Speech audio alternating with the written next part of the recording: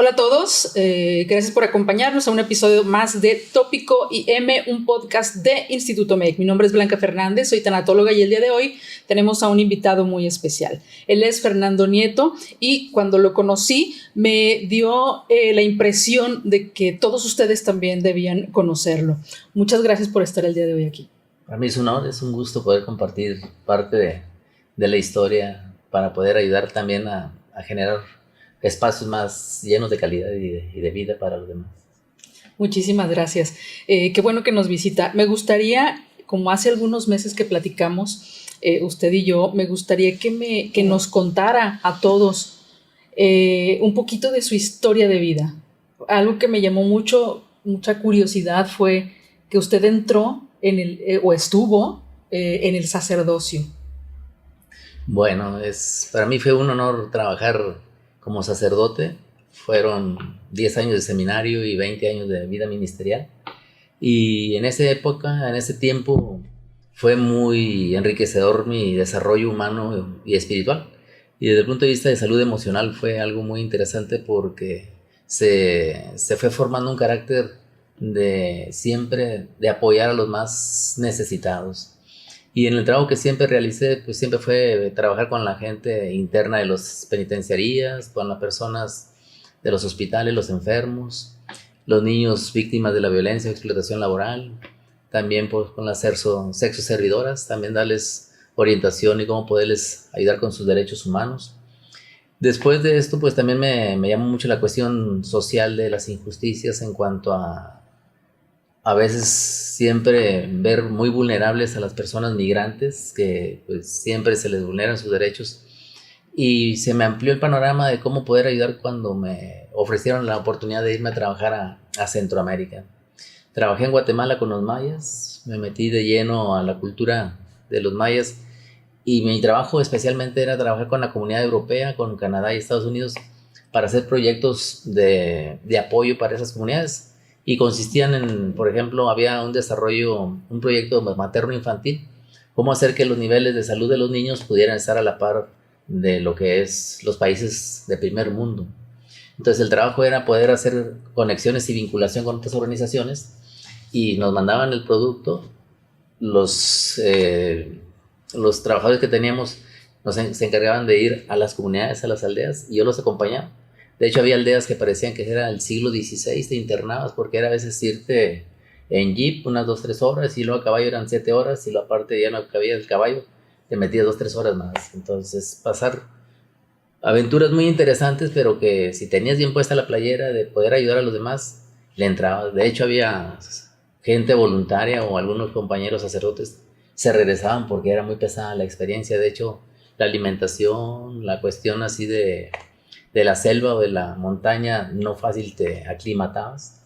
Entonces a mí me gustó mucho y gracias a Dios pues de pequeño mi mamá dijo, pues tienes que acostumbrarte a comer de todo para que donde andes no batalles.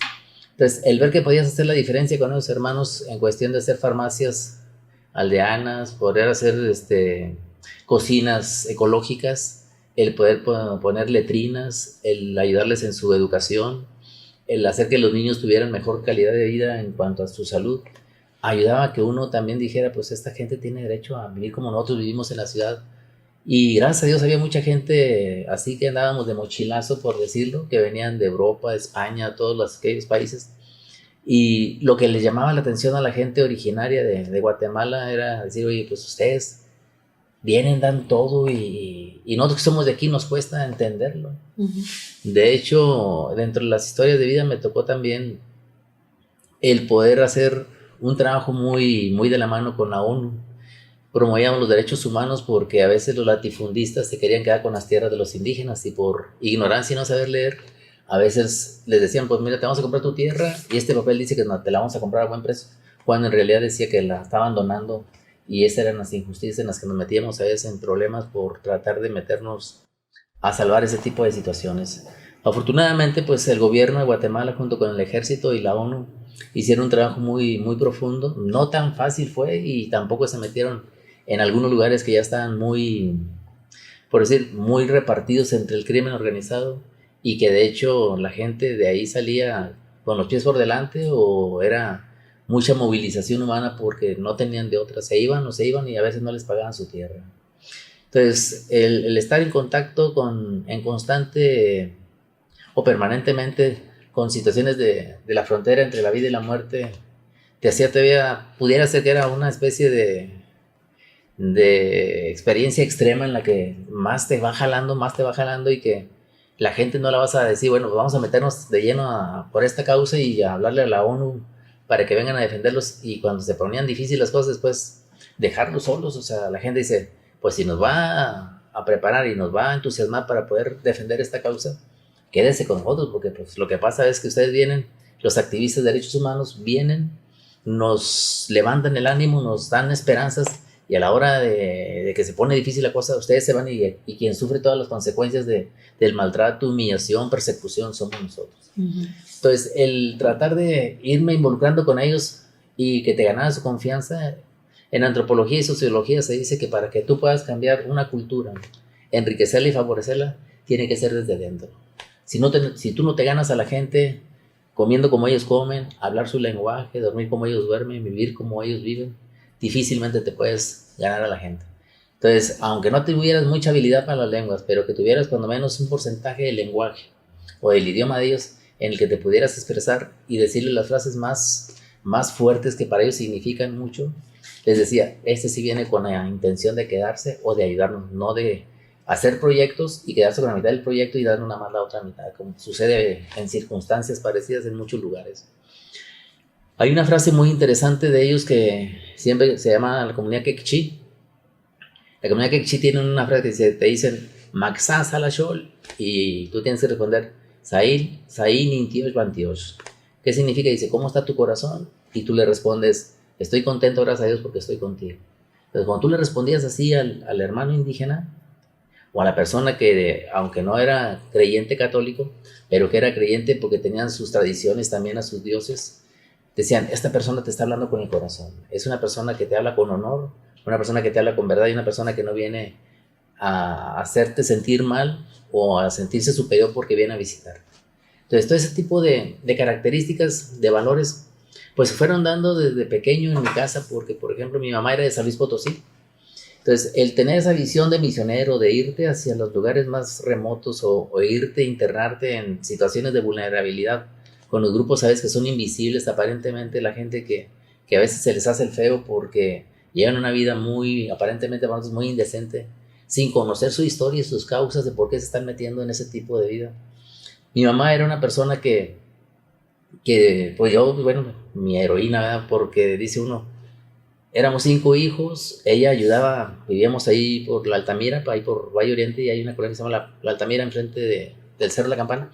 Ella se dedicaba a visitar a los enfermos, los bañaba, les llevaba a la comunión, tenía un jardín, tenía 5 hijos, los atendía, iba a la iglesia, iba a misa, tenía a su esposo, tenía a su familia, sus tíos, abuelos.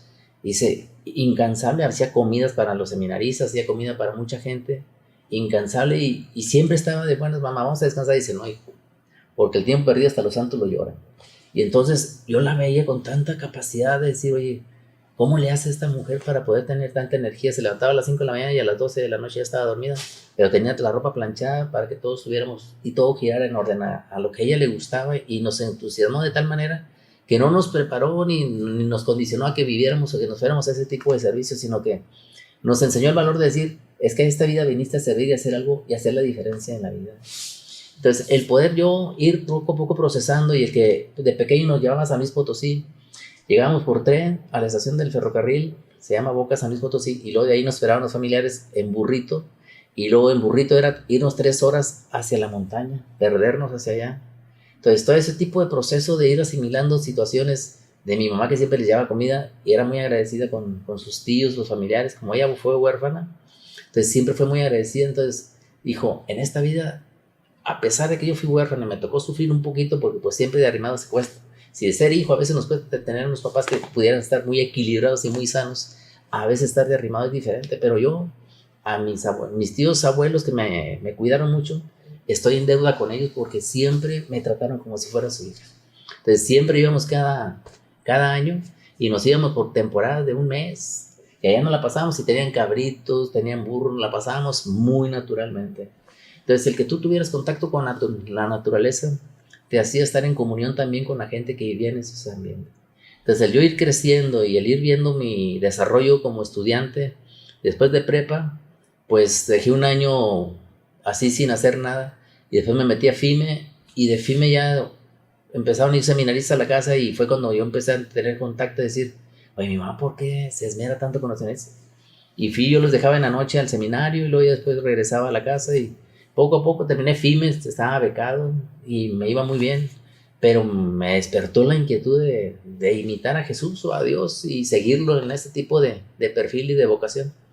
De tal manera que hice 10 años de seminario y 20 años de historia y luego después también me fui a Guatemala, me fui a Colombia, estuve también allá metido en la montaña y estudiando. En Bolivia estuve más poco, pero también con esa intención de poder ayudar a los hermanos de aquellos lugares. Entonces, el reto era que, aunque yo estuviera aquí en Monterrey, llegó un momento en el que estaba en Mina, Nuevo León, pero ya sentía la necesidad de algo más grande, o sea, no porque no era suficiente esto, era suficiente, pero sé que para mi desarrollo o mis aspiraciones era el querer crecer más en todos los aspectos de mi vida y poder hacer algo más. Carl Jung, un psicólogo muy famoso, dice que cuando tú miras hacia afuera, sueñas, pero cuando tú miras hacia adentro, despiertas. A todo lo que tú quieres ser, tu felicidad, depende de ti. Pero si tú traes una estructura mental, una salud emocional muy buena, una estructura mental muy sólida, vas a ser una persona que difícilmente te pueda tumbar algo o alguien te quita el propósito de la vida. Decía un gran predicador, dice, júntate con gigantes espirituales y no con enanos mentales. Entonces hay gente que a veces, por más que te quiera ver crecer, hay gente que te quiere poner la zancadilla, ponerte el pie para que te derrumbes. ¿Y qué es lo que provocan ellos? Primero te quieren hacer sentir culpable de que tus errores son más grandes que los de ellos. Y esto degenera o desencadena ¿en qué? En la ira. La ira es un episodio, es como un tornado. Un tornado derrumba y destroza todo. Todo lo bueno que tú tienes, en un momento te lo destroza. Entonces, cuando alguien te hace sentir culpable y no procesas que tienes una naturaleza humana que te puedes equivocar y que tienes que ir madurando para crecer, y aparte, te hacen enojar, ya perdiste. Ya perdiste porque entonces, ¿qué está sucediendo? Maltratas a quien más te ama y es tan sencillo.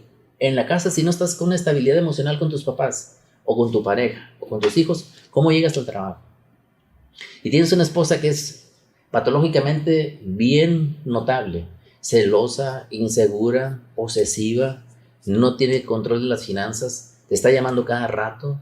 Entonces, oye, vas al trabajo y se te parece alguien por ahí que se parezca al jefe y el jefe también muy así, jefe halcón que nomás te está llegando a la yugular, te está fastidiando y luego tienes compañeros tóxicos y dice, oye, ¿qué tipo de vida me está tocando vivir?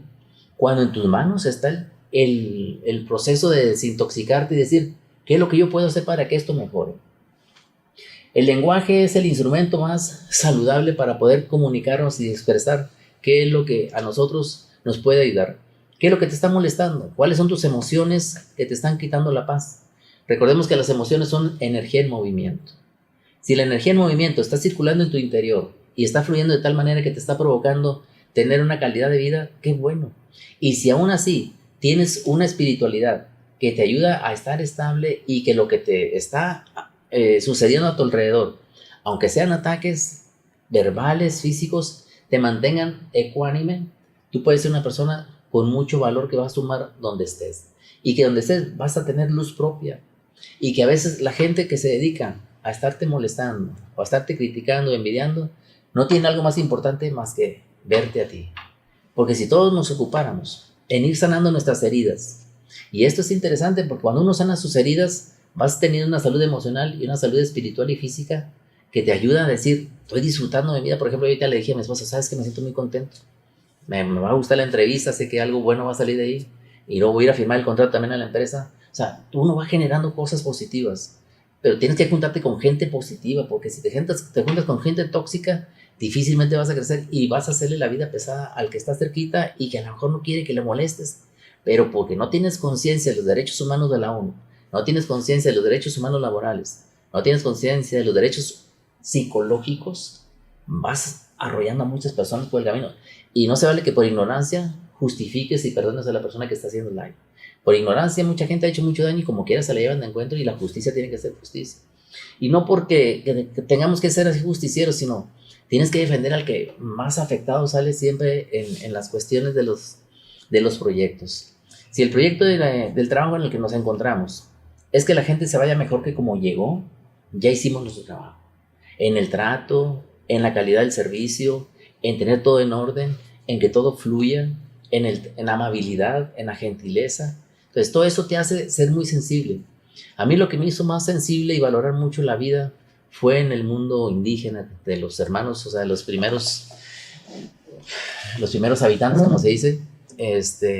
Yo recuerdo que cuando estaba en la montaña, me tocaba ir así a las experiencias, y después de 8 horas, me faltaban otras 8 horas, y los niños bajaban a la mitad del camino, y les digo, oye, espérense allá, o sea, yo con todo gusto, espérenme allá y arriba. Y dice, es que sabes que lo que tú nos traes es algo muy grande, y nos está tan entusiasmado esto que nos traes tú de Dios, que no podemos aguantar, que tenemos que venir a encontrarte para que nos vayas platicando por el camino. Niños de 5 o 10 años que caminaban en la montaña, y dices, oye, wow. Y luego llegabas a la montaña y la gente te dice, te vamos a dar el mejor regalo porque eres un huésped invitado y muy especial para nosotros. Y era una gallina, la más gordita que tenían. Y no desairales, cómanselo ustedes, que a ustedes les hace más falta. Yo también como, pero no pasa nada. Dijo, si nos desairas es que no nos quieres.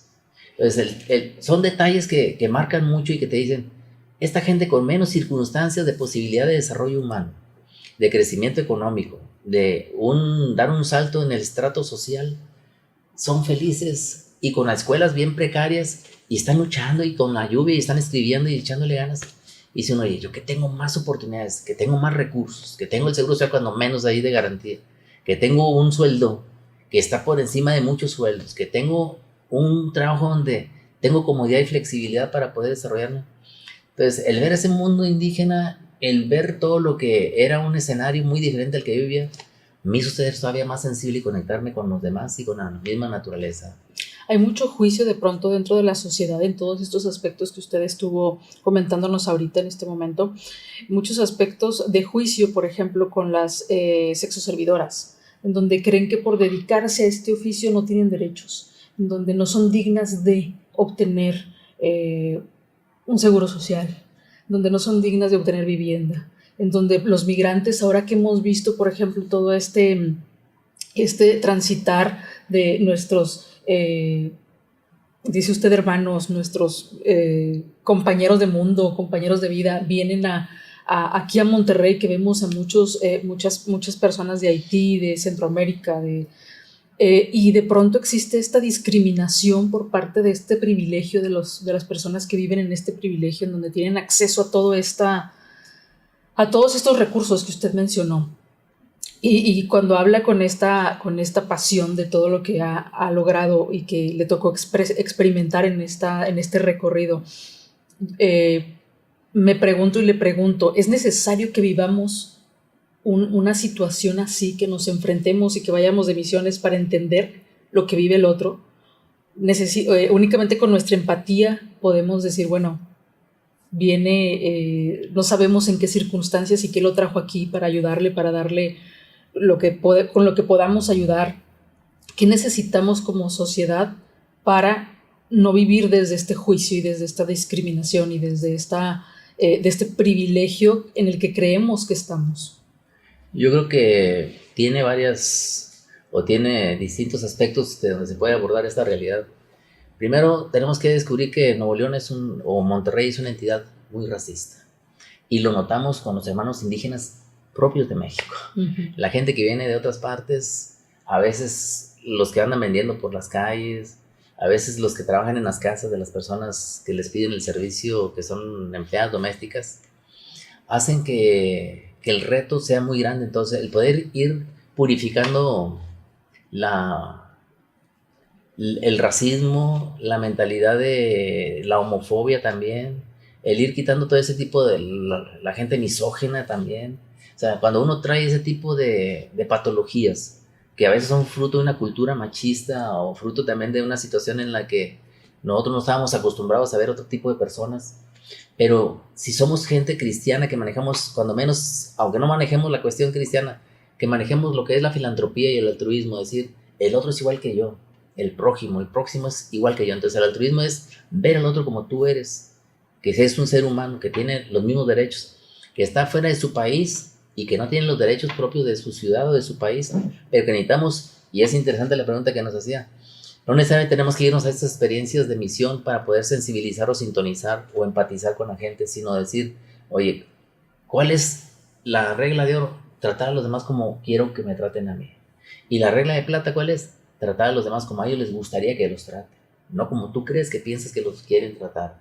Entonces, el que tú trates a una persona con delicadeza, el respetar su dignidad, el tocar su alma con mucho tacto, el que la haga sentir persona, eso te hace sentir que tú eres una persona muy afable. Si tú eres una persona que maltrata, que humilla, tú no has cultivado virtudes, has cultivado hábitos que se llaman vicios y que tú crees que tú eres el centro del universo. Y hay gente que es muy narcisista. La gente narcisista quiere que todo gire en torno a él y los culpables son los demás. Él siempre es el mejor de la historia. Entonces, el poder darles voz a esos hermanos es el poderles dar también una oportunidad de que crezcan. Hay proyectos muy interesantes en las comunidades o en las organizaciones así de apoyo o en las ONGs que se les ayuda a que también puedan tener su estudio y se les regulariza cierto tipo de papelería con RENAPO, con el INEA y con las secretarías de educación pública y con migración. Se hace un trabajo de vinculación muy interesante para que los estudios que hagan mientras están aquí y van de paso, o algunos que ya se instalaron, puedan tener también un crecimiento educativo y puedan salir adelante. Pero también el reto de los derechos de la salud es todo un tópico, porque todos les tienen que cobrar, no tienen con quién ampararse, y el trabajar también es toda otra historia, porque la gente que si nos damos una escapada a la Alameda, y mucha gente que viene de otras partes no tiene papeles, se los llevan a la semana y dice, ¿sabes qué? Te va a dar la mitad de lo que te toca trabajar, porque pues no tienes con qué reclamar. Eres un inmigrante y si no, pues le hablo a migración. O sea, hay gente muy oportunista y hay mucho por hacer, pero sí hay gente muy bondadosa que en el camino te encuentras y sí aporta. Yo, por ejemplo, en el tiempo que estuve de misionero, mucha gente aportó. Me tocó lo del huracán Mitch, tuve por 5 meses las plantaciones plataneras se inundaron y me tocó por 5 meses tener como unas 300 gentes. Y la Universidad de San Carlos me mandaba doctores, estudiantes, y podíamos hacer un trabajo muy interesante y también había apoyo para la alimentación. Entonces la salud y la alimentación iban de la mano para evitar epidemias y evitar desnutrición. Entonces 5 meses estar así con las personas, trabajando día y noche y enfrentarte también a peligros, porque había gente que teníamos que separar a las mujeres de los hombres y de repente venían los hombres, ¿sabes qué? Yo quiero estar con mi mujer. Pues sí, pero durante el día, en la noche no. Y en la noche se metían y eran gente que se dedicaba a la cuestión de las armas y tenías que sacar la casta y decir, pues tú dale, a ver dónde nos toca, pero vamos a enfrentar esto. Y para que haya seguridad tú tienes que respetar a las mujeres y las mujeres están diciendo que tú te metes en la noche que quieres estar con tu esposa y no se va. Digo, mire, a usted no lo van a encontrar por el camino y ahí no lo vamos a poner de acuerdo. Digo, como tú quieras, pero por el momento yo estoy aquí, yo mando y esto tiene que ser para cuestión de respeto y de tranquilidad para todas las personas. Entonces, si tú no quieres entender, le hablo a la policía y te vas. Entonces, el plantarte así te traía también consecuencias muy serias. Desafortunadamente, pues todo quedó en esas cosas, pero te ayuda a entender que el reto de poder hacer algo por aquella gente, el poder ver historias, el que te narren historias de otras personas y que con el lenguaje te puedan describir los escenarios en los que has estado y en los escenarios que tú puedes crear y recrear, y que tú estás en un escenario en el que tú eres parte y eres un actor en el que tú tienes que tomar tu papel que te gustaría, si ser nada más así espectador o ser un actor en el que tú intervengas y seas protagonista de tu historia y dejes también plasmada tu historia para las futuras generaciones. El legado es como cuando les decimos a la gente que las despedimos ahí en las funerarias, que llevan y hacemos el servicio para la gente que ya falleció. Pues el legado es decir, ¿cómo hacer para que esta persona no pase en vano su historia? Yo, por ejemplo, se los comparto y yo cuando voy, así cuando estoy en las capillas, y aquí lo comparto y lo regalo también, yo les digo a la gente, ya que están sus cenizas del ser querido, pónganlas aquí, llévenselas a su casa, y la gente más allegada, reúnanse en torno a las cenizas. Pueden ser 25, 30, 40 personas, enumérense. Si es el esposo, que sea la esposa primero y los hijos, en orden al nexo más cercano, se van a ir enumerando, hasta el 40 o 50. ¿Qué es lo que hay que hacer? Yo le nombro así, homenaje póstumo con una biografía oral. Y el homenaje póstumo consiste y consta en esto, en que cada uno diga 5 o 7 cosas de enseñanza de esta persona que se fue. Enseñanza de amor, de experiencia, de perdón, de sabiduría, de compasión, de trabajo incansable, Pues cada quien va a decir 5 o 7 cosas. Al final todo eso se convierte en una catarsis. Lloras porque lloras, pero de alegría, de decir, todo esto hizo mi mamá, hizo mi papá, hizo mi hermano, mi esposa. Y yo ya sabía muchas cosas, pero hay cosas que no alcanzas a ver. Porque si una persona no alcanzas a contemplar todo lo que es, hay otras partes de la historia que se complementan con las otras personas. Entonces, cuando ya le dice a la persona, este es un homenaje póstumo de biografía oral, se quiebran y te agradecen. Y después me hablan, ¿sabe qué? Fue lo mejor que me ha pasado. El duelo que estamos llevando, esto nos ayudó a poderlo paliar mejor. Entonces, el tratar de decirle a las personas que tú estás también llevando un proceso de crecimiento, de sensibilidad, es darle muerte a lo que tienes que darle muerte en cuestión de racismo, de misoginia, de homofobia, de falta de seriedad por respeto, que si no eres ambientalista, no eres ecologista o maltratas a los animales, ir cambiando, maltratas a las personas peor. Habla que traes todavía o no sé, sabes, a lo mejor eres un sociópata o alguna cosa, pero tienes que ver qué es lo que está en ti que no está funcionando y qué es lo que te puede ayudar. El lenguaje. ¿Qué traumas traes de pequeño? O sea, hay una teoría que se maneja por ahí que la están haciendo ciencia, que es las constelaciones familiares. Es haciendo sanación en tu genealogía con tu bisabuelo, tatarabuelo, que a lo mejor no conoces, o con tu familiar más cercano. Decía una persona que se dedica a esto, dice, yo cuando nací usaron los forceps, antiguamente pues, con otros, bueno, a mí todavía no me tocó, sí se usaban, pero no me tocó, y a ustedes menos. Y entonces la persona dice que la extrajeron con forceps y se le deformó el cráneo. Y él no sabía por qué tenía un rechazo con su mamá.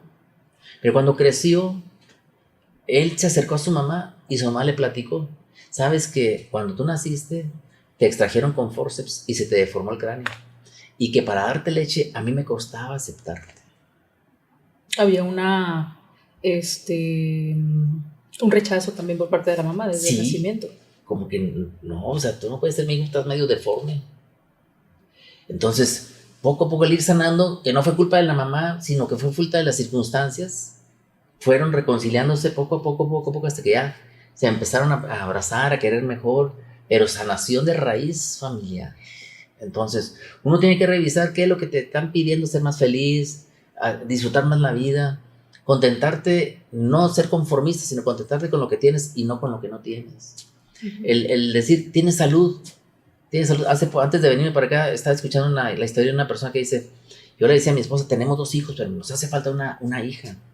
Y entonces le dice la señora, ¿estás consciente de que quieres una hija? ¿Y cómo sabes que va a ser hija? Yo lo sé. Y se va a llamar Fernanda. Y entonces, ya que nació, fue una niña especial. Pero el señor le dice, yo soy empresario. Y no vaya que mi hija, aunque sea especial, yo la voy a estar empujando y empujando a que crezca. Hasta que lograron hacerla independiente hasta sus posibilidades. Entonces, él no está de lo que tú tengas de imitación, área de oportunidad, como le quieras llamar, o debilidades, puedes trabajarlas y las que tengas muy fuertes, desarrollarlas y potenciarlas más. En la Cruz Roja tienen un dicho muy importante. ¿Quieres jalar? Échale ganas. No sabes, te enseñamos. No quieres, compadre, pues búscale por otro lado. Entonces, a nuestro alcance están todos los instrumentos y las herramientas para poder salir adelante. Pudiéramos querer muchas cosas, pero tenemos que ser realistas en cuanto al tiempo de vida que tenemos en este universo. El tiempo de vida, ¿qué queremos en este espacio que tenemos ahorita aquí en Valle de la Paz? ¿Hasta dónde quieren llegar cada uno de ustedes? ¿Hasta dónde quiero llegar yo? ¿Qué es lo que quiero dejar como legado aquí? ¿Cuál va a ser mi homenaje póstumo para los demás, para mi familia? Yo ya me casé grande por lo mismo, porque pues tuve 10 años en el seminario y 20 años de sacerdocio, y luego ya... ¿Cómo fue esa, bueno, un poquito antes, sí. Ligada a la pregunta anterior, ¿cómo era para usted con este aprendizaje ver que dentro de la iglesia también se da esta discriminación, también hacia ciertos grupos, hacia homosexuales, hacia prostitutas? ¿Cómo se vive dentro de la iglesia pertenecer a este grupo en el que también existe mucho este tipo de discriminación y de juicios? Afortunadamente ha ido la iglesia evolucionando en cuanto al pensamiento y en cuanto al uso de las ciencias como la psicología, la sociología, la psiquiatría, y se ha aprendido mucho que son situaciones de patologías, y de hecho hay curas y hay monjitas o ONGs que se dedican a la cuestión de apoyar a la gente homosexual, a la gente sexoservidora, se dedican también a trabajar con los indígenas. Entonces, De hecho, hay mucho crecimiento y a mí me tocó trabajar así con este tipo de grupos que lo que hacías era tratar de estar cerca de ellos. Y yo, en mi experiencia con los homosexuales, en cuanto a acompañamiento de sus parejas, me decían, oiga, pues es que estoy con mi pareja, pero no sé si sea pecado o no sea pecado. Y le digo, mira, yo lo que te sugiero es que si eres fiel a tu pareja, no estás en pecado. Échale ganas y vive así. No estés así con una persona con otra, porque también el que es heterosexual, que se mete con una persona y con otra, pues también la estás usando tu cuerpo y estás explotando a otra persona, aunque sea cultura que ella esté de acuerdo o él no esté de acuerdo, pues es una explotación, a final de cuentas, que no respetas que eres una persona diferente a un producto. Entonces, está tan erotizada la sociedad con tanto bombardeo comercial, hay mucho hedonismo, consumismo, materialismo, que a veces nos vamos vaciando de la riqueza interior. Y repito la frase de Calvin, cuando tú bien miras afuera sueñas, pero cuando miras hacia adentro es cuando despiertas decir, ¿de qué estoy hecho? ¿Qué quiero? Las experiencias de las personas que pasan por Valle de la Paz y de personas que mueren muy jóvenes, las parejas o los hijos se acercan y dicen, les inspiras confianza y digo, oiga, se puede. Se fue muy joven su familiar, sí, sí, y se quieren y dicen, es que nunca dejó las drogas, nunca dejó de tomar, nunca dejó de andar de mujeriego, nunca dejó de hacer esto. Entonces, qué triste que te vayas como no es la partida de un ser humano que tiene que irse con todos los honores. Y como quiera, aunque te portes muy mal, siempre te vas a ir con honor porque tú eres la persona que decidiste y elegiste cómo te quisiste ir. Nadie te obligó. Nadie te obligó. Triste el caso de los niños o de los jóvenes que se van muy jóvenes por accidentes o por cuestiones de terceros que se llevaron de la vida de encuentro de los demás. Entonces, el trabajar así con estas personas de grupos anónimos o de alcohólicos anónimos, neuróticos anónimos, psicóticos anónimos o de homosexuales o de prostitutas, el ser una persona que es, yo quiero amar a esta persona como yo me amo a mí misma y saber que el verla, quiero verla siempre con mucho respeto y decir, esta persona vale la pena porque es una persona. No fue un chiste, no fue una casualidad, fue víctima de alguna circunstancia por la que vino a este universo, pero cada quien traemos una misión muy importante, un propósito de vida, un sentido de vida. Si tú en el día logras hacerle el día a la persona que trabaja contigo, no hacerle pesado el día, ya cumpliste parte de tu misión en esta vida, que es disfrutar tu vida con felicidad y compartirla con los demás. ¿En qué momento decide dejar toda esta experiencia del sacerdocio y decir, voy a hacer mi vida o rehacer, no sé cómo se le llame ahí, o voy a experimentar? Un plan B. Un plan B. ¿En qué momento o qué le lleva a dejar este camino e irse ahora a casarse, a tener hijos y a vivir una nueva experiencia? A mí me enriqueció mucho la iglesia, crecí, estoy en deuda con ella, o sea, todo lo que sé, lo que crecí, conociendo culturas, mamando los valores desde la misma cultura en el interior de los grupos en los que estuve trabajando, en los que estuve inmerso. Fue gracias a ella y a toda la preparación que me dio, porque fueron 10 años de preparación con cursos intensivos de antropología, sociología, psicología, de metafísica, cosmología, biología, o sea, muchas ciencias en las que tienes toda una estructura y todo un aparato académico que dices, me sirvió mucho para donde estuve. Entonces, después de estar mucho tiempo allá en la montaña, pues te entra también el cuestionamiento. Yo dejé el ministerio a los 48 años, después de 20 años de suerte, y yo sentí la necesidad de formar una familia. Entonces, ya no tenían, mis papás ya habían fallecido, entonces yo tenía necesidad de formar una familia y sentí fuertemente ese llamado. Y me despedí del obispo y le dije, pues, ¿sabe qué? Ya me siento también muy agotado porque el estar allá en la montaña tú solo, se te vacía el combustible emocional. Estar expuesto siempre a peligros, a necesidades, estar en circunstancias, allá me dio el dengue hemorrágico, estar solo, el estar así a la intemperie y morir como si fueras, pues sí, eso es lo que tú querías. Y si hubiera muerto, pues hubiera muerto con mucha alegría también porque, pues sí, no me arrepiento de todo lo que hice, pero sí quisiera que después de toda esta experiencia, tener la experiencia de decir, convivir y tener otro tipo de crecimiento en el amor incondicional, que es con los hijos y con la pareja. Entonces fue lo que me llevó a decir, bueno, ya crecí, siento que necesito hacer una reingeniería, una reingeniería y poder decir, pues yo necesito algo más para mi persona y que pues gracias a Dios le di los mejores años de mi vida a la iglesia, desde los 18 hasta los 48.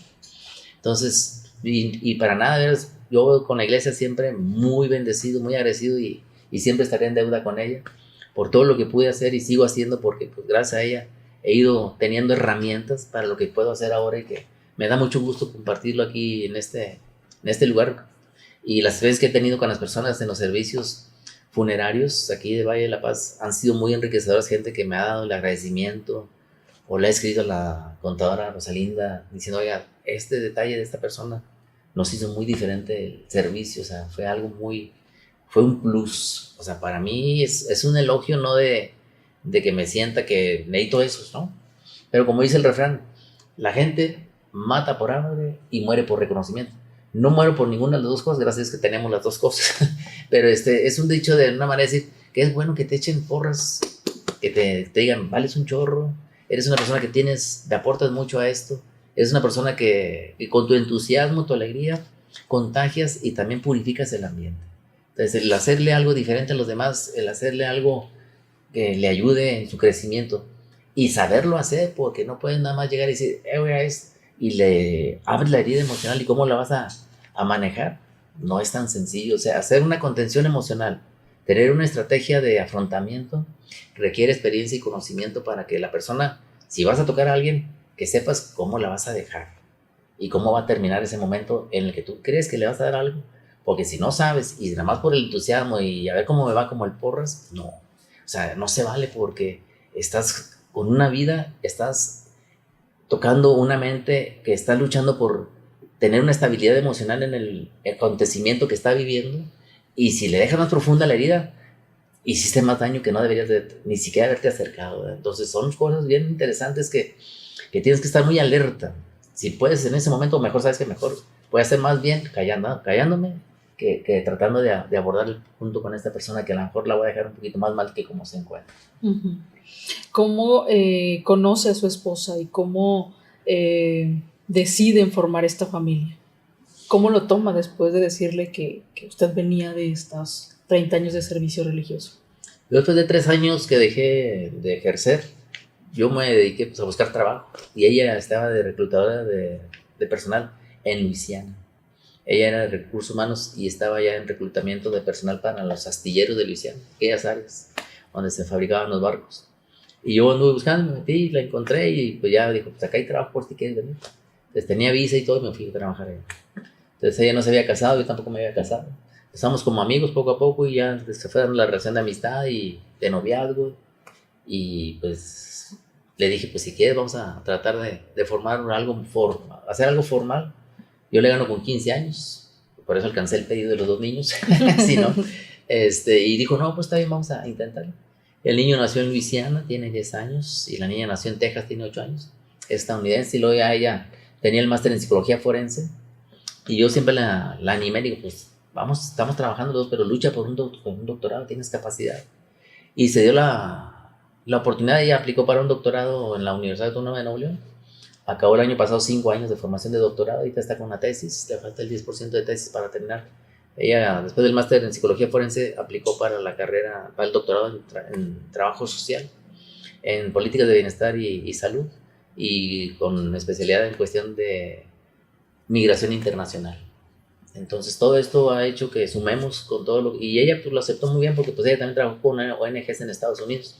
Entonces traíamos el perfil de altruismo y filantropía y pues de ayudar a los demás siempre en eso, y los niños van creciendo con ese tipo de valores y a donde los llevamos. De hecho mi esposa ahorita trabaja con una fundación de monjitas y los niños van con ella, la acompañan para cuestión de apoyar a unas mujeres migrantes víctimas de violencia o ayudarles en terapias, y los niños son muy serviciales y las mismas monjitas dicen, oye, pues estos niños traen escuela, dice, no se les ve así que no quieren hacer esto, les nace, y mi niño les ayuda a acomodar las mesas y las sillas. Entonces fue así el proceso que se dio y afortunadamente pues pero yo más bien no la conocía. Después de 3 años que dejé, fue como la encontré, no fue porque por una persona dejé la situación, ¿no? Gracias a Dios se dieron las circunstancias. Y pues ya dentro de mi historia familiar, pues ya 2 hermanos se me fueron, mis papás también se fueron, unos se fueron con la epidemia, Y dice uno, pues si Dios te ha dejado y has brincado y se te ha ido hermanos más jóvenes que tú, es por algo, ¿verdad? Entonces, aprovechar cada minuto, cada segundo de vida, el palparlo, el tratar a los hijos con mucha alegría, el que a veces no te gane la ira ni la culpa, el no culpar ni lastimar a los demás, es un reto permanente porque es un estado de salud mental en el que tienes que tener siempre tu aportación de decir con disciplina, con límites, valores, no ser permisivo y que los hijos aprendan a que las cosas cuestan y que las personas también se les respeta, ¿verdad? No podemos caer en el juego de, pues mira, ya está viejito, está chocho, mira, es un negrito, o es una indígena, o es una muchacha que se dedica a cosas feas. O sea, hacer crecer con que no juzgues, no moralices, sino más bien en qué puedes ayudar para que esa persona salga de esa situación. De hecho, una experiencia así interesante me tocó con una sexo servidora y le preguntaba porque una vez me tocó invitarla a que participara en algún evento de la iglesia y la gente dijo, pues no sé a qué se dedica esta muchacha. No, pues no sé. Ya me dijeron y entonces, pues ya hablé con ella, le digo, a ver, vamos a platicar un poco y ya fuimos a la oficina, dice, le digo, ¿qué es lo que hace que trabajes en esto? O sea, no tendrás alternativas. Dice, mire, yo tengo 2 papás viejitos, tengo 2 niños enfermos especiales, les pago el seguro a mis papás, les pago el seguro a mis hijos, les pago terapeuta, les pago la comida, pago la renta. Necesito 30,000 pesos al mes para poder salir con todos los gastos y darle la terapia y la salud a mis hijos. No aplico para un seguro de vida y no aplico para un seguro de vida ni para el seguro social. Si usted me consigue un trabajo que me genere 30,000 pesos al mes, donde no tenga que hacer lo que tengo que hacer, encantado de verlo. Si no, no me juzgue y aprendes a no juzgar. Y dices, wow. Y dice, porque usted no sabe con cuánta gente me tengo que enfrentar, locos, trastornados, psicópatas, sádicos, masoquistas, y he librado salir con vida. Y es que de pronto juzgamos sin saber la historia que hay detrás de esa acción. De pronto son únicamente por lo que percibimos, por lo que vemos y de ahí basamos nuestro juicio. No nos damos esa oportunidad de platicar, como lo dice usted, de conocer la historia de vida, o si no quiero adentrarme en la persona, en la historia personal, pues por lo menos decir algo tuvo que haber pasado para que esta persona esté haciendo hoy, ejerciendo esta actividad. No sabemos, juzgamos desde únicamente lo que vemos. Y yo creo que el reto es, por ejemplo, que cada uno revisáramos, como platicábamos, no sé, la vez pasada con usted también, decir, si uno se dedicara a ver tu historia de familia, ¿qué puedes hacer por resolver? Pues no te queda tiempo para ver la vida de los demás para estar juzgando, ¿verdad? Uh-huh. Pero a veces en tu familia dices, es que no hay nada que resolver porque está todo bien complicado. Bueno, no se la compliques a los demás tampoco, ¿verdad? Entonces, tratar de no ser juiciosos, de no ser moralistas, ni ser gente intrigosa, gente que ande con rumores, gente que ande soltando información falsa, gente que levante falsos testimonios o que mientas por tratar de quedar bien allá arriba y poner en mal a los demás. Habla de una calidad moral muy pobre de la persona, una falta de afecto terrible y una salud emocional y mental muy notable que requieres terapia inmediata, ¿verdad? O sea, no porque estés loco, sino porque no estás viviendo la vida como debes y estás impidiendo que lo demás fluya como tiene que fluir. Entonces, si tú lograras hacer, por ejemplo, ahorita que decía hace rato alguien de los de aquí, pues el trabajo no me alcanza, voy a hacerle de payasito en la noche. Pues qué padre, o sea, son chascarrillos que salen en el día y que dices, oye, pues interesante, me llamó la atención para contratarlo. No, pero te hace sentir muy agradable que el ambiente se siente para poder decir este tipo de comentarios muy, muy positivos y constructivos y nada que ver con que, no, pues, ¿qué voy a andar diciendo yo dedicarme a esas cosas? Entonces te habla de una persona muy, muy sana. Entonces, el que tú hagas ese tipo de filosofía de la vida, buscar la felicidad, el no buscar quedar bien por imagen, por apariencias, yo soy así y yo trato de presumir esto.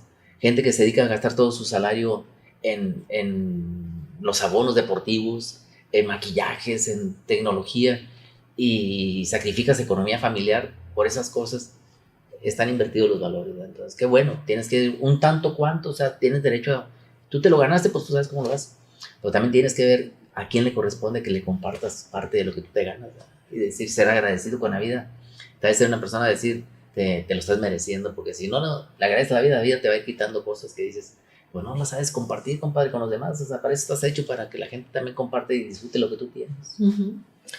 Vamos a hacer un pequeño corte, ahorita vamos a regresar a continuar con la plática para presentar a nuestros patrocinadores. Regresamos en un momento.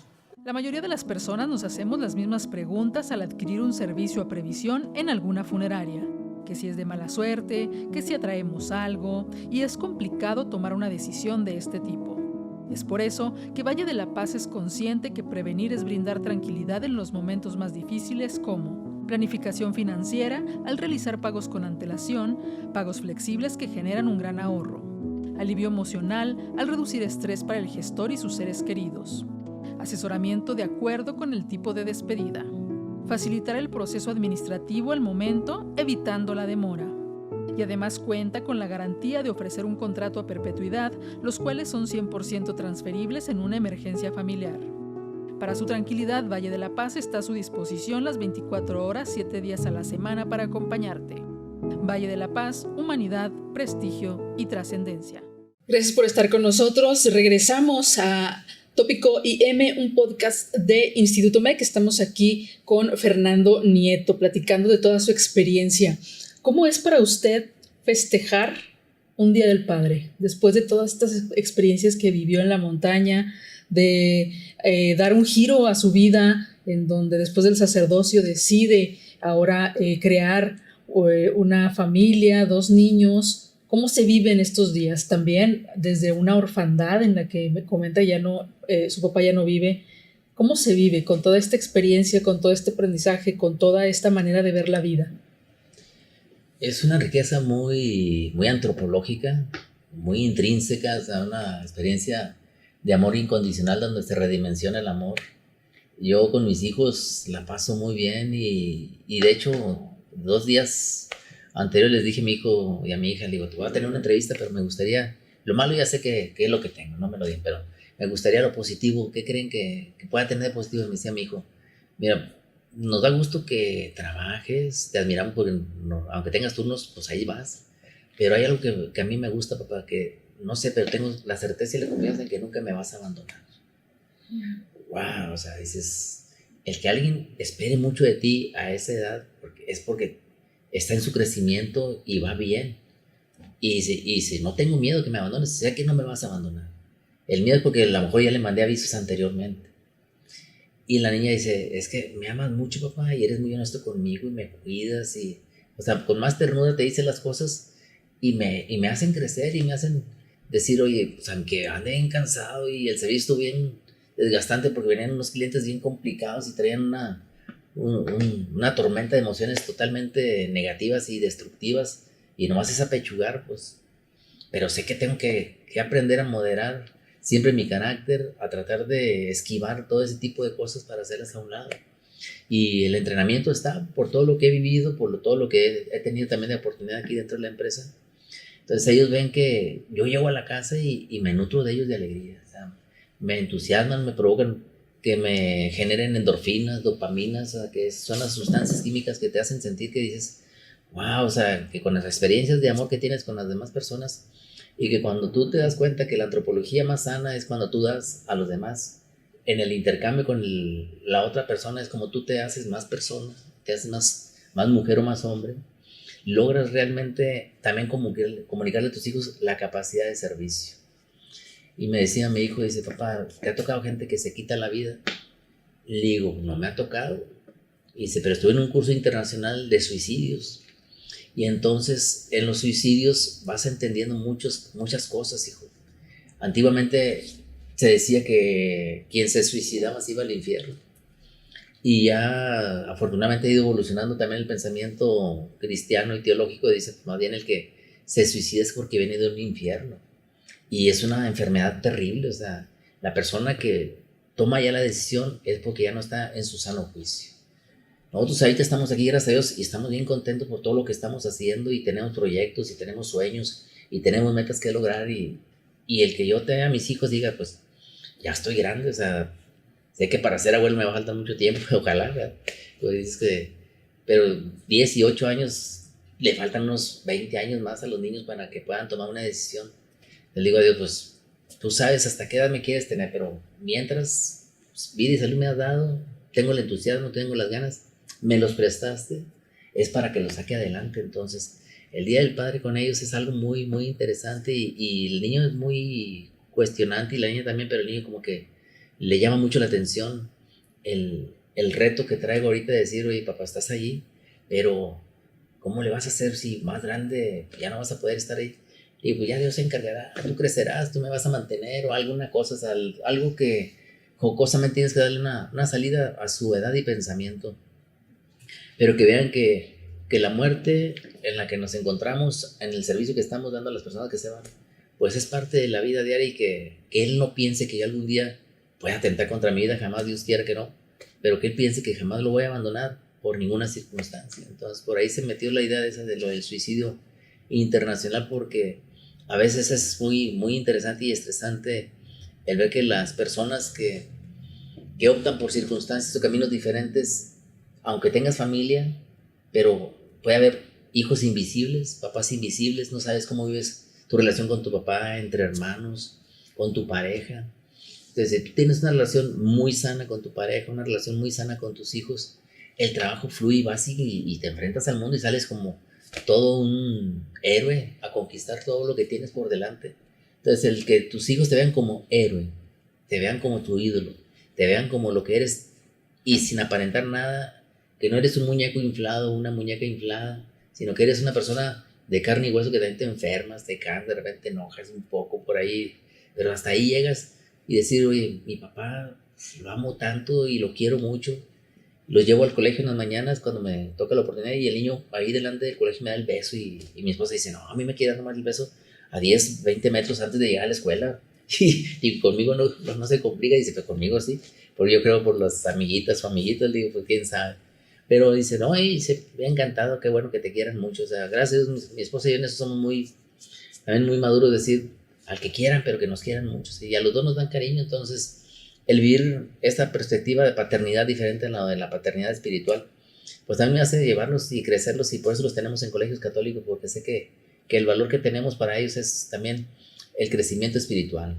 Tener un referente que en la vida, cuando menos sepan que esa es una riqueza de pensamiento para crecer desde el espíritu y del alma, que más adelante ellos puedan cambiar de creencia, pero cuando menos sepan con qué compararse o con qué tener un punto de iluminación, decir, ¿qué es mejor esto o aquello? O sea, a que crezcan sin nada también. O sea, para mí ese es el pensamiento de paternidad y el comer con ellos juntos, el que me esperen a comer a veces, aunque yo llego tarde y le digo a mi esposa, no, no es que no quiera darles de comer, ellos quieren esperarte que quieren estar comiendo contigo.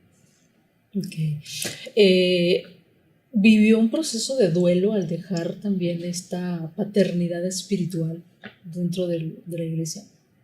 Es como un divorcio, yo creo, porque sí cuesta, después de tener un estilo de vida en el que tienes todo garantizado, comida, vivienda, los satisfactores más elementales de recursos para la cuestión de tu carro, de cierto tipo de economía para tus vacaciones, tu descanso. Pero yo quise ser honesto conmigo mismo y decir, pues yo no me voy a quedar por esto. O sea, esto no me va a dar lo que yo creo y quiero experimentar con una familia. Entonces sí fue un proceso de profundidad donde te das cuenta que ser sacerdote pues tienes cierto tipo de amistades y cuando dejas ser sacerdote o que ya no sigo siendo sacerdote porque a veces se ofrece por el camino, me toca confesar gente en un accidente y lo haces. Pero cuando ya no ejerces y ya no estás en una comunidad parroquial, la gente que era tu relación así también muy cercana, pues se van alejando de ti. Ya no eres, pues ya no. Entonces ahí te das cuenta también que a veces pues se busca la imagen de la sotana más que la persona, ¿verdad? Y entonces ahí todo eso te va dando pues descalabro, dice, oye, yo pensé que podía haber, no para crecer económicamente con esa persona, sino para decir, pudo haber habido una buena amistad para que siguiera. Pero pues te das cuenta que nomás era el servicio que podías darles y con permiso se acabó la historia. Y los entiendes y no te vas con amargura. En su momento me ayudaron, los ayudé y gracias a Dios salimos adelante. Entonces fui haciendo el duelo, la purificación, cambio de switch, me formateé y pues gracias a Dios estoy contento, estoy feliz, no me arrepiento. Hubo momentos de debilidad en el sentir, pues ¿qué hago? ¿Qué hago? ¿Qué hago? ¿Sigo o no sigo? Y no, dije, es más fácil, es mejor ser fiel a tu conciencia que queriendo vivir una vida que los demás quieren que tú vivas, ¿verdad? Y eso pues no se vale, o sea, es como cuando tu papá te dice, quiero que estudies esta carrera, y no te gusta esa carrera, o quiero que te quedes con esta persona, pues tampoco, ¿verdad?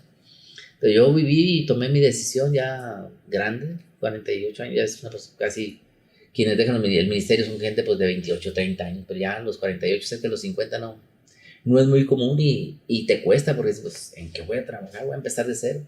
No hice derechos en el Seguro Social, en los Afores, Infonavit, y no me dio miedo, dije pues si Dios me quiere, me tiene con vida y me regaló una familia y tengo hijos, pues me va a dar lo necesario para seguir adelante. O sea, siempre tienes en la vida que tener un plan B, un plan C, no aferrarte a algo que te está haciendo daño, salte de esa relación. Si ya no estás creciendo y aparte no estás haciendo feliz a la gente con la que estás, mejor busca ser honesto contigo y ser feliz, cuando menos tú mismo. Y ya si no vas a ser feliz los demás, cuando menos tú mismo que crezcas y digas, quiero ser muy honesto y decir, cuando menos lo que me toca o lo que resta del tiempo que me pueda pasar en este universo, pasarlo bien y gozarlo bien y que sea intenso, o sea, que sea apasionado, que me apasiona estar con los hijos. O sea, yo me disfruto mis hijos, me apasiona estar en la casa, me apasiona estar en el servicio, disfruto la naturaleza, me gusta la cuestión de la meditación, ser místico, ser espiritual, ser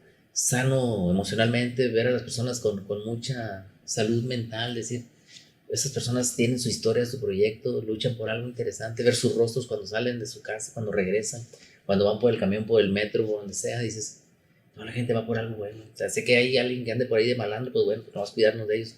Pero decir, esta es la vida de todos los días, qué bueno, o sea, te contagias de vida y contagias a los demás de vida. Uh-huh. ¿Cuál fue el hecho, la historia que lo marcó durante estos 30 años de sacerdocio que hoy, en el presente, le hacen mantenerse firme? Ha habido muchas experiencias. A mí una de las más fuertes es cuando me tocó lo del huracán Mitch. El huracán Mitch que me tocó cuando les comentaba que pues tuvimos que tener los albergues ahí separados a los hombres y mujeres. Me tocó uno que era un caporal de plantación bananera que utilizaban armas y me dijo, si no me dejaste con mi esposa aquí me lo voy a quebrar. Pues québrame. Había gente, no le dije, vayan por la policía para que vean qué es lo que va a pasar. Pero tú me vas a matar por algo que no vale la pena. Y yo voy a morir por algo que valga la pena. Así que si tú sabes, quieres, dale para adelante. Yo sin armas te voy a vencer como quiera. Dijo, me lo voy a encontrar por el camino. Ah, dale. Ya se fue. Pero ese momento fue muy intenso y me fui a mi cuarto y pensé, dije, o sea, ¿en qué andas metido? Pero estás comprometido y con fe la gente te vio que les diste también seguridad de que... Pero sí fue un momento coyuntural de decir que la vida en cualquier momento se te puede ir, pero que se te vayan cosas que valgan la pena. Uh-huh. Y también me tocó la conversión de una persona oriental, era budista y se hizo cristiano, se hizo católico, o sea, rara vez se dan esos casos. Y me tocó, y gracias a Dios, como que fueron experiencias, dos hechos muy interesantes. Y también personas que en su mundo sencillo de allí, me tocó una vez una persona que venía y era como las 8 de la noche y digo, oye, ¿qué andas haciendo? Venía de muy lejos ahí en la montaña. Dice, no, es que caminé 10 horas, pero quiero ver a qué hora hacer la misa mañana porque esto es lo que me da vida. La misa cada 8 días, yo vengo, camino 8 horas diarias, un día antes, vengo a la misa y me voy. Entonces 18, casi 20 horas la dedico para venir a misa. Y dice, yo voy a veces en misa en carro y a veces ando bien cansado y no quiero llevarles la misa a la gente. Lecciones de vida, decir, la gente con pocos recursos le dan más valor a veces a lo que yo tengo más a mi alcance. Entonces, el ir a veces por la vida no valorando ni ser agradecido, eso me hace sentir todavía muy mal porque a quien más se le da, más se le va a exigir, ¿verdad? Y si la gente con menos recursos descubre más cosas, pues te tiene que dar una lección y una señal a la vida, decir, y una lectura de la vida, decir, ¿qué es lo que me está quitando el buscar lo esencial por lo material? A veces, o sea, ¿cuánta gente no dedica, cuántas horas no dedicamos al celular, al televisor, a la computadora? Qué bueno por el trabajo. Pero cuando son adicciones, que lo vemos en los países orientales o también acá, gente que se dedica a veces 10, 15 horas y te distraes por completo y te enajenas y te llenas de información a veces muy tóxica. Entonces, cuando dejas de alimentarte de cosas más saludables, entonces, por ese tipo de cosas que me comenta usted, pues son experiencias muy padres que yo no quiero dejar de perder la oportunidad de estar disfrutando lo que estoy haciendo ahorita, lo que hago con mis hijos, lo que hago con mi pareja, lo que hago en el trabajo. lo que hago por el camino, lo que hago en cualquier circunstancia. Cuando yo estoy solo me gusta tener mis momentos de soledad. Entonces, el tener ese contacto con Dios para mí me ha marcado mucho el que Él es mi fuerza, mi fortaleza y con las personas con las que cuento, la confianza que hay para poder salir adelante y que la he experimentado en la empresa. Agradecido por todo lo que ha sucedido y todo lo que me han aportado.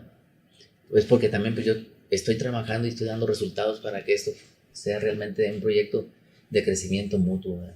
Uh-huh. ¿Qué recomendación le daría a las personas, perdón, o qué palabras le diría a las personas que están viviendo una situación compleja? Viene el Día del Padre y que de pronto papá no está por alguna circunstancia, porque murió, porque se alejó, porque no quiere estar, por las razones que sean. Papá no está y de pronto esas pérdidas nos van marcando, nos van convirtiendo quizás en personas que no queremos ser, pero que creemos que la vida nos orilló a eso. ¿Qué les podría decir basado en toda su experiencia espiritual? Creo que por la vida pues tenemos que ser muy conscientes de que las personas tomamos decisiones, ¿verdad? Tomamos decisiones y toda la decisión tiene consecuencias.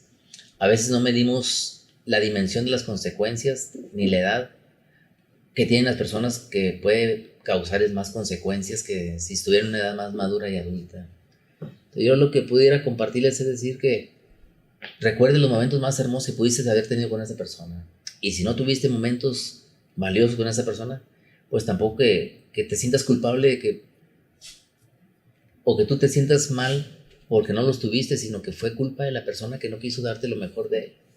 Entonces tú no fuiste la culpable o la persona, o sea, siempre va a haber víctimas y victimarios. Y lo más saludable o lo más objetivo o lo más sano en cuestión de psicología es decir, ¿qué puedo sacar de aprendizaje de la experiencia? ¿Qué puedo sacar de provecho de la experiencia?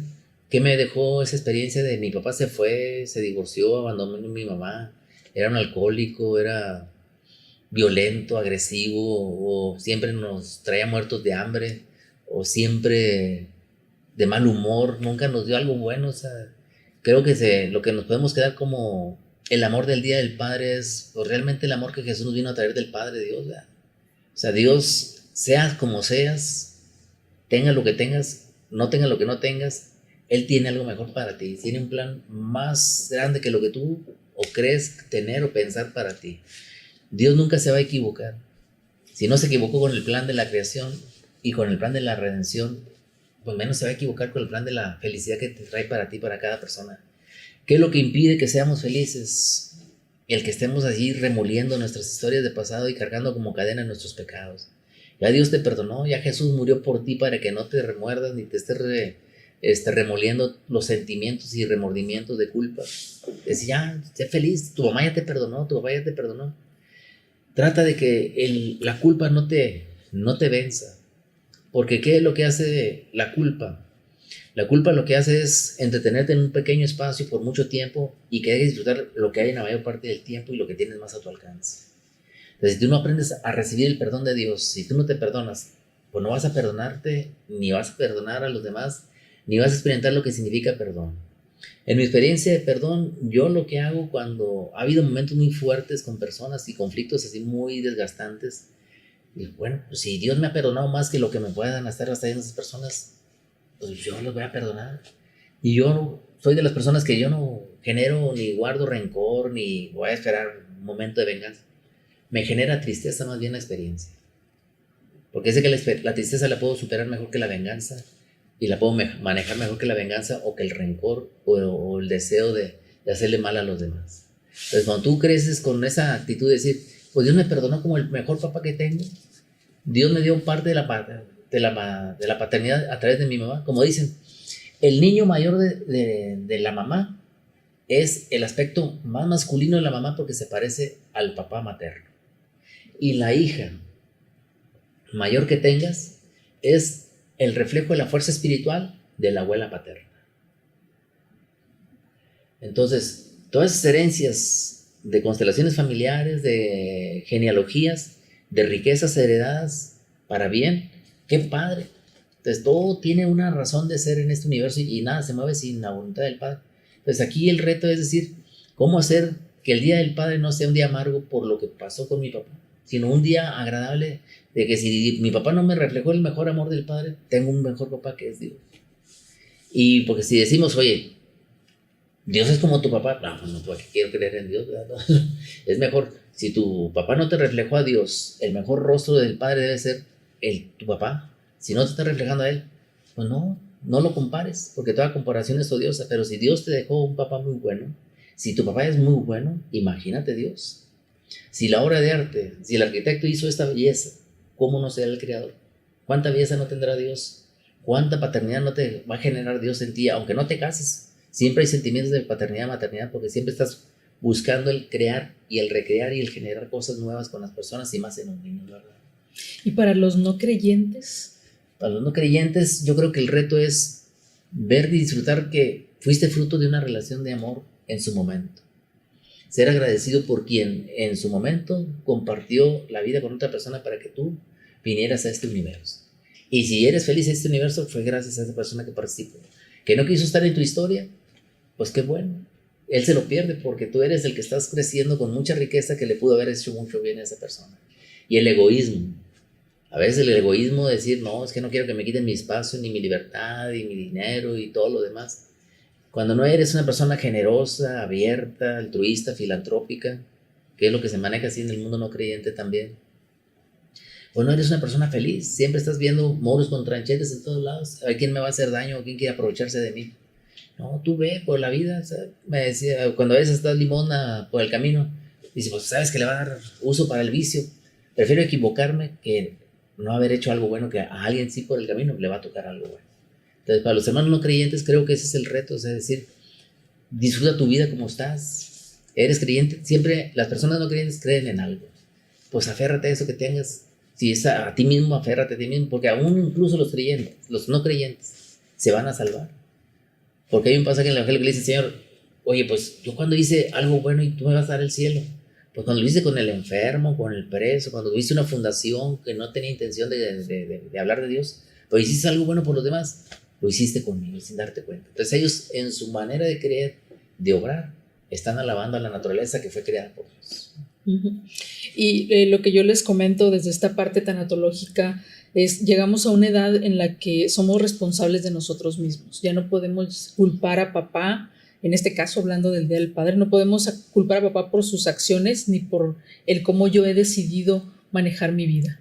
Entonces, si de pronto papá no está por alguna circunstancia, papá murió y me duele esa ausencia, el recuerdo no puedo quizá transformarlo, aún no es momento, no ha llegado ese momento de transformar ese recuerdo doloroso de la partida en amor, pues irme a esos recuerdos bonitos. No tengo recuerdos bonitos, hacerme responsable y convertirme en mi propio padre este día y decir de qué manera me gustaría vivir este día. No está papá, pero estoy yo y me hago responsable de mí y me hago responsable de mi vida y de mis emociones.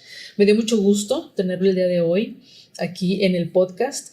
Muy enriquecedora su plática. Espero que a todos les haya gustado esta plática con nuestro compañero, con nuestro amigo, nuestro hermano, que me da mucho gusto que cómo se expresa hacia todos los seres humanos de este plano, de esta tierra, ¿no? De esta tierra.